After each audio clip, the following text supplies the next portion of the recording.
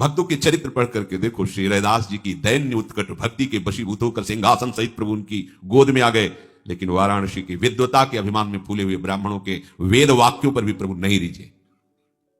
आर्त होकर विकल भाव से प्रभु को पुकारो तो यह प्रश्न ही खत्म हो जाएगा कि हमें दर्शन करा दो, भला प्रभु दर्शन दे दे। ये कोई प्रश्न उत्तर का विषय है? या आपने सामर्थ्य तो प्रभु के दर्शन करा दो, तो हम जाने तुम महान भक्त हो या सिद्ध भक्त हो। हमें पक्का विश्वास है प्रभु निश्चित दर्शन देंगे, और खूब तीव्रतापूर्वक भजन के समय हमारे में ये नियम होने ही चाहिए। प्रभु में अटल विश्वास, भजन में दृढ़ता। ये भगवत दर्शन कराने की बात है। कैसे भगवत दर्शन होंगे? प्रभु में अटल विश्वास। अब इस अटल विश्वास को समझ लीजिए, जो टल ना सके ऐसा विश्वास। भजन मार्ग में चल रहे हम, भारी प्रतिकूलता, निंदा, अपमान, रोग से ग्रसित शरीर, कोई साथ देने क्या, पर तुम्हारा विश्वास प्रभु से नहीं टलना चाहिए। अटल, बट विश्वास अटल निज धर्मा। अटल विश्वास को बरगद के पेड़ की उपमा से कह रहे हैं। कैसा? जैसे बरगद का पेड़ है तो थोड़ी इधर जड़ कमजोर हुई तो डाल से जड़ निकल कर लग गई, हिलने नहीं देगी, बड़ा भारी दूर तक उसकी डालें फैल गई, जगह जगह जड़। ऐसा नहीं कि वो अगर जड़ भी काट दो तो उसकी इतनी जड़ें फैल गई कि नष्ट नहीं हो सकता। बट विश्वास अचल निज धर्मा, अपने धर्म में अचल और अपने आराध्य देव में अटल। देखो ना, अंदर देखो आप, भगवत दर्शन करने की लालसा प्राप्त करने के लिए आराध्य देव में अटल विश्वास और भजन में दृढ़ता, कैसी भी परिस्थिति हो। पूज्य श्री राधा बाबा, इन महापुरुषों की भजन दृढ़ता देखो, अनुष्ठान कर रहे हैं, अंग टूट गया है, नहीं रुकना, वैसे ही बैठा लो मुझे आसन पे, भजन नहीं, नियम नहीं टूटने वाला। कैसी दृढ़ता है। लिया नियम परिक्रमा भाव गिरिराज की, वही गीता वाटिका, नहीं चल पा रहे, पालकी में बैठा लो, चलो ले चलो। जो नियम, जो भजन की दृढ़ता, उस पर फर्क नहीं पड़ना चाहिए। दूसरा, हम जिसका भजन कर रहे हैं वो हमारे भजन को देख रहा है। बड़ा सुख मिलेगा आपको जब ये बात आप लाओगे। हम वाणी गायन कर रहे हैं, हमारे प्रियालाल सुन रहे हैं, हम भजन कर रहे हैं, हमारे प्रियालाल देख रहे हैं, तो हम कोई भी कार्य ऐसा ना करें जो प्रियालाल के सामने नहीं करना चाहिए। देखो आप बच जाओगे। दूसरा है भगवत दर्शन करने वाले उपासक का नियम, हम जिसका भजन कर रहे हैं वो उपास्य देव हमें देख रहा है। उनको सामने देखते हुए भजन करो। प्रिया प्रीतम देख रहे हैं उनका भजन, प्रिया प्रीतम देख रहे हैं, हम उनकी लीला गाएं, प्रिया प्रीतम ही बैठे हम उनकी सेवा कर रहे हैं, और पक्का विश्वास वो मुझे मिलेंगे, पक्का विश्वास वो मुझे मिलेंगे। और मेरे आराध्य देव से बढ़ करके अनंत ब्रह्मांडों में कोई नहीं है। ये दो बातें। तीसरी, जो गुरु जी ने भजन दिया है, मंत्र दिया है, उस पर विश्वास, उससे बड़ा कोई मंत्र, कोई साधन नहीं है। ये तीसरी बात बताई। हमें नाम मंत्र भजन उसी में दृढ़ होना जो गुरुदेव ने दिया है। चौथी बात, जिसका हम भजन कर रहे हैं सिर्फ उसी की प्राप्ति के लिए भजन है, बीच में मिलावट कुछ नहीं होनी चाहिए, ये वो मांग नहीं होनी चाहिए। जिसका भजन कर रहे हैं उसी की प्राप्ति के लिए भजन हो रहा है, बीच में किसी दूसरे विषय की मांग, किसी परिस्थिति की मांग, तो फिर ये लालसा उत्कट नहीं प्रकट हो पाएगी भगवत दर्शन की। पांचवा, जिसका नाम जप कर रहे हैं उसके रूप को आंखों में लाने की चेष्टा करना, भाव करना। चेष्टा लिखा है, वो तो स्वयं आएंगे कृपा करके, पर हम चेष्टा तो कर सकते हैं ना, ध्यान की चेष्टा तो कर सकते हैं। कैसे राधा वल्लभ लाल जू, कैसे बिहारी जू, हम इन्हीं की ध्यान, यही है प्रिया प्रीतम का मिलित स्वरूप। जब प्रकाशित करेंगे तो कोटि कोटि काम लावण्य बिहारी, यही है, ये अपना रूप प्रकाशित कर देंगे। मन से उनके रूप का चिंतन, वाणी के द्वारा गुरु प्रदत्त नाम मंत्र का जप, ये दोनों साथ चलने चाहिए। छठा, प्रभु के भजन करते हुए किसी दूसरे उपासना के उपासक, किसी दूसरे मार्ग के भजनानंदी की अवज्ञा, निंदा, हे भाव, तिरस्कार भाव, ये बिल्कुल नहीं होना चाहिए कि हम तो सर्वोपरि निकुंज उपासक हैं, ये तो क्या गए। आपके अंदर उत्कट लालसा नहीं जगेगी। ये बहुत सूक्ष्म बात है। किसी भी उपासक की, किसी भी संप्रदाय की, किसी भी उपासना की निंदा नहीं, अवज्ञा नहीं, तिरस्कार नहीं। हम जो प्रभु का नाम ले रहे हैं उन्हीं के सब नाम है, उन्हीं की सब उपासना, सबको प्रणाम। हमको अपनी उपासना सर्वोपरि मान करके करना है, पर दूसरे का अपमान, दूसरे की निंदा, दूसरे का तिरस्कार, दूसरे को लघु समझना, ये नहीं। अपने इष्ट में आसक्त होना, दूसरे का विरोध ना करना, इससे आपके हृदय में उत्कृष्ट लालसा का जागरण हो जाएगा।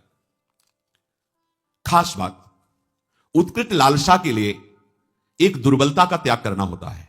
यह हर उपासक के हृदय में होती है, किसी एक की बात नहीं। प्रायः हर उपासक इस दुर्बलता को धारण करने के कारण वो उत्कट लालसा को नहीं प्राप्त हो पाता भगवत दर्शन की। क्या दुर्बलता होती है? अपने गुरुदेव की दी हुई मंत्र और उपासना में अपनी बात मिलाना, जो बोला जैसा बोला वैसे का वैसा स्वीकार करना।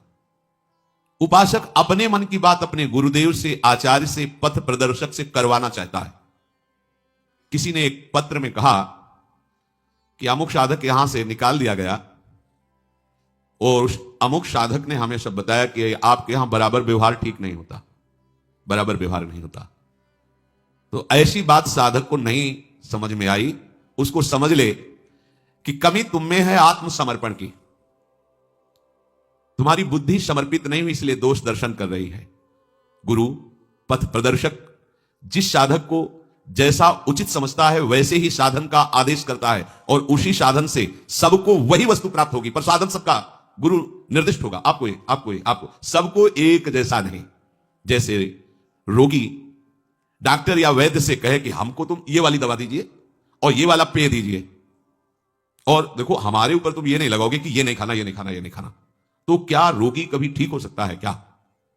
उसी प्रकार शिष्य साधन सत्य मार्ग में चलने वाले उपासक को गुरु उसके स्वभाव को, उसकी स्थिति को देखकर उसके लिए मार्ग निर्देश करता है। वो परम सत्य है, क्योंकि गुरु जानते हैं कि इस स्वभाव का साधक इस स्वभाव से ऐसी साधना करने पर उसी सिद्धि को प्राप्त होगा। गुरु ही उपयुक्त अधिकारी देख करके उपासना बताते हैं। वो तब तक शक्तिपात नहीं करते, शक्ति का आधान नहीं करते, जब तक शिष्य संपूर्णतया गुरु के अधीन नहीं हो जाता। शक्तिमान गुरुदेव शिष्य को जो अपनी आध्यात्मिक शक्ति देना चाहते हैं, जिसे शास्त्रीय भाषा में शक्तिपात कहते हैं, परम सामर्थ्यशाली गुरुदेव उसे तब तक नहीं देंगे जब तक उस शक्ति को रखने की योग्यता नहीं आएगी, पात्रता नहीं आएगी, अधिकार नहीं आएगा। जिस उपासक में उनकी ऊर्जा शक्ति को धारण करने की सामर्थ्य नहीं आई है, यदि वो उसे शक्तिपात कर दे तो उनकी शक्ति व्यर्थ हो जाएगी या वो उपासक नष्ट हो जाएगा, उन्मत्त होकर, मतवाला होकर गलत मार्ग का अनुसरण करके भ्रष्ट हो जाए, क्योंकि पावर मिल गया उसको। जैसे भगवान शिव से वृत्रासुर ने शक्ति पात करने की प्रार्थना की कि मैं जिस पर हाथ रख दूं भस्म हो जाए, तथास्तु। जगत गुरु शिव ने ऐसा ही कह दिया। उसने सोचा कि परीक्षा इन्हीं से शुरू करते हैं। उमा जी की तरफ दृष्टि गई, शुरू यहीं से कर, भागे। उस शक्ति का दुरुपयोग और उस शक्ति के द्वारा उसका नाश श्री हरि ने उल्टा उसी के ऊपर रखवा कर भस्म कर दिया। भगवान शिव ने तांडव प्रारंभ किया तो बाणासुर अपनी ताल गति से उन्हें प्रसन्न करे, जा तेरे शास्त्र भुजाएं हो जाए। शक्तिपात के 1000 भुजा बलशाली, जिस पर्वत पर जाता टक्कर मारता उसकी भुजाओं का जोड़ कोई नहीं। भगवान शिव से ही आया और कहने लगा, गुरु अब इन भुजाओं की खुजली मिटाने वाला त्रिभुवन में कोई नहीं, आओ आप ही हमसे 2-2 हाथ कर। हंस पड़े, उनका आ जाएगा कोई 2-2 हाथ करने वाला। भगवान ने सुदर्शन चक्र से उसी शक्ति को नष्ट किया। इसलिए गुरुजन स्वभाव के अनुसार उस सिद्धि को प्राप्त करने के लिए उसे मार्ग देते हैं। शक्तिपात तभी होता है जब सर्वतो भावेन मन वचन कर्म से वो अपने गुरुदेव के अधीन हो जाता है, जिसकी बुद्धि नहीं रह जाती है। जब तक आपकी बुद्धि काम कर रही, क्यों मैं हूं, इसमें ऐसे कर लिया जाए, वैसे कर, तब जैसा का वैसा। जिसको जो अधिकार गुरु ने दिया है, जो क्रिया दी है, जो जप दिया है, उसी के अनुसार बिल्कुल चलो, उसी प्रकार चलो जैसा कहा है। सबको समान उपदेश नहीं दिया जा सकता, सबके साथ समान व्यवहार भी नहीं हो सकता। समझिए, प्यार आंतरिक गुरुदेव का सबके प्रति समान है। सबको समान रूप से आप ऐसा सब करें, नहीं हो सकता। अलग अलग प्रक्रिया है, सबको समान रूप से आदेश नहीं दिया जा सकता। तो जो साधक रुष्ट होकर गया था, उसकी जब छानबीन की गई तो वो अपनी साधना से भ्रष्ट होकर दुर्गति को प्राप्त हुआ। पूज्य भाई जी से हनुमान प्रसाद पोद्दार जी महाराज जी की वाणी, दुर्गति को प्राप्त हुआ, उसका साधन नष्ट हो गया, वो कमजोर हो गया। फिर बाद में आकर रो के पूछा कि क्या मेरा भी सुधार हो सकता है?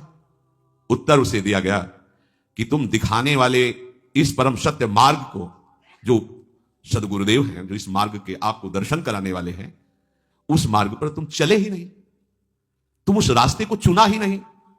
जिस मार्ग को तुमने देखा नहीं, जिस मार्ग का तुम्हें अनुभव नहीं, उस मार्ग पर जो चला रहे थे, तुम्हें उसमें क्यों में करने का अधिकार क्या है? तुम कैसे उस मार्ग पर चल सकते हो जिसको जाना ही नहीं है? तो जानने वाले, जनाने वाले मार्गदर्शक गुरुदेव जो तुम्हें जैसा ठीक समझ रहे हैं वो मार्ग दे रहे हैं, तुम उस पर नहीं चलोगे तो फिर उल्टा चलने पर तो ऐसा ही होगा। मार्गदर्शक को अनभिज्ञ यात्री अपना सुझाव ना दे। मार्गदर्शक को, मार्ग का न समझने वाला यात्री अपना सुझाव न दे कि अगर इधर से घूम के चला जाए तो कैसा रहेगा, अगर ऐसे चला जाए तो। वो जैसा बोल रहे वैसा चलो, अब जो कहां करें हम सोई, आयस लिए चले निज दासी। उपासक में सबसे बड़ी दुर्बलता होती है कि वो अपने अभिमान को नहीं छाड़ पाता और वो अपने पथ प्रदर्शक गुरु को भी मार्ग बताने लगता है। आप जो ये कर रहे हैं ना, अगर इसको ऐसा कर लिया जाए तो ठीक रहेगा। जब गुरुदेव देखते हैं कि ये तो हमको ही साधन बताने लगा, तो फिर वो पक्षपात दिखाई देने लगता है गुरुदेव के व्यवहार में। अलग दो आओ इधर, फिर उससे बात, क्योंकि वो अधिकारी नहीं है, वो नहीं समझ पाएगा। तो जो समझ रहे हैं उनको अलग बुला, तो उसको लगता है हमें तो छोड़ दिया जाए, हमारे को नहीं, तुम उस बात को नहीं समझ पाओगे क्योंकि तुम्हारे अंदर क्यों में करने वाली बुद्धि है। वो सोचता है कि अमुक के साथ इतना प्रेम गुरुदेव कर रहे हैं, हमारे साथ क्यों नहीं करते। वो अपने पथ प्रदर्शक गुरु पर दोष दर्शन करने लगता है और साधक जहां ये दोष आया बस उसका अहंकार उसे नष्ट कर देता है, अहंकार नष्ट कर देता है। पथ प्रदर्शक के प्रति समर्पण सबसे बड़ा साधन है। ये वेद वाक्य है, बिना श्रद्धा के परमार्थ में कदम भी नहीं चला जा सकता। श्रद्धा और अपनी समझ ये दोनों अलग अलग मार्ग हैं। श्रद्धा और अपनी समझ ये दोनों अलग अलग मार्ग हैं। जहां अपनी समझ श्रद्धा में मिलाई गई वहां साधना नष्ट हो जाती है। अपनी समझ के ऊपर जहां श्रद्धा का शासन हुआ वहां साधना बन जाती है। समर्पणमयी अभिमान रहित श्रद्धा, समर्पणमयी बुद्धि में कभी सुधार करने की इच्छा नहीं होती कि गुरुजी ने जो कहा उसका हम सुधार, गुरुजी ने कहा ये लाइन ऐसे, इसमें अगर इस लाइन में सुधार हो जाए ना तो अच्छा रहेगा। ये बुद्धि की चतुरता है जो गुरु के शब्दों में सुधार करना चाहती है। मिलावट कि इसको इतना सरल करके ऐसे ले लिया जाए तो ठीक रहेगा। हमें लगता है कि हम यहां जुड़ करके अच्छा नहीं किया और साधक भयंकर दोष दर्शन करके उनकी निंदा करने लगता है। अब आंखों में जहां प्रियतम मूर्ति बसनी चाहिए वहां पग पग पर उसे दोष दर्शन दिखाई देता है। जहां दोष दर्शन शुरू हुआ सारे दोष उसके अंदर जागृत हुए, चाहे वो कोई कितना भी बड़ा विद्वान या कितने वर्षों का साधक क्यों ना हो। गुरु और आराध्य देव में दोष होते ही बुद्धि भ्रष्ट हो जाती है। वहां उसको ये दिखाई देने लगता है कि गुरुदेव ने बड़ी भूल की जो ये बात कही, ऐसा नहीं है, ऐसा नहीं करना चाहिए, ऐसा सिद्धांत नहीं है। गुरु को भूल हो गई ऐसा वो सोचता है, गुरु को पूरा ज्ञान नहीं है वो ऐसा सोचता है। इन्होंने ऐसा क्यों नहीं कहा, इन्होंने ऐसा क्यों नहीं किया, वो इसकी मीमांसा करने लगता है, अपने को बड़ा ज्ञानी समझने लगता है। उसकी बुद्धि कभी पहुंच ही नहीं सकती गुरुदेव तक। देखो हम तुम्हें बताएं कौन कैसा संत है, इस बात को या तो भगवान जानते हैं या वो केवल स्वयं संत जानता है, दूसरा कोई तौल नहीं सकता। पूज्य भाई जी महाराज देखो हमारी तुम्हारी बुद्धि ऐसी है जैसे ईंट पत्थर को तौलने वाला बड़ा कांटा, उसमें हीरा नहीं तौले जाते। हीरा तौलने का तराजू अलग होता है, ये ईंट पत्थर तौलने वाला तराजू हीरा नहीं तौल सकता। ऐसे ही प्राकृतिक भोगों का चिंतन कराने वाली बुद्धि ये महापुरुषों को नहीं तौल सकती कि है क्या। जिसकी बुद्धि संसार में थोड़ी भी सुख बुद्धि रखती है, जिसका जीवन प्रपंच में थोड़ा भी सना हुआ है, वो संत की महिमा को नहीं तौल सकती। देखो वहां वर्णन करते हैं तात स्वर्ग अपवर्ग सुख धरी तुला एकंग तूलनता सकल मिली जो सुख लव सत्संग। ये बुद्धि संतों की महिमा को नहीं तौल सकती। इसलिए आपसे निवेदन है कि आप जिनका अनुसरण कर रहे हैं, जिनको पथ प्रदर्शक माना है, जिनको गुरुदेव के पद पर आपने विराजमान किया है, उनके प्रति पूर्ण समर्पण का भाव रखो। उन्हें मार्ग बताने की चेष्टा मत करो, उन्हें सलाह देने की चेष्टा मत करो। आपके लिए जो निर्धारित कर रहे हैं वही भगवत प्राप्ति का हेतु बनेगा। भेद बुद्धि, दोष बुद्धि, पाप बुद्धि है, इससे साधन नहीं बनता है। साधक अपने लक्ष्य पर दृढ़ रहे। देखो एक है मधुमेह का रोगी शुगर, और वो मीठा उसको बहुत प्रिय होता है। वो कहेगा अपने वैद्य से कि आप जो है मुझे मिश्री का सेवन बताइए, क्योंकि कल जब हम आए थे आपके पास तो आप एक मरीज को कह रहे थे खूब मिश्री खाइए आप ठीक हो जाएंगे। वो था पित्त का रोगी, पित्त बढ़ा हो मिश्री खाओ तो कड़वी लगेगी पर वही समन कर देगी। तो जो कल आपने उसको उपदेश दिया था वही हमें दीजिए। तो मधुमेह वाले को मिश्री खाने से हानि हो जाएगी और पित्त वाले को मिश्री खाने से लाभ हो जाएगी। तो वैद्य से कह कल जब हम आए थे तो आप एक को कह रहे थे कि आप मिश्री अच्छी मात्रा में सेवन कीजिए आप ठीक हो, तो मेरे को क्यों रोक रहे हो, ये पक्षपात क्यों कर रहे हो। ऐसे उपासक जो है अपने गुरुजनों पर दोष दर्शन करने लगता है।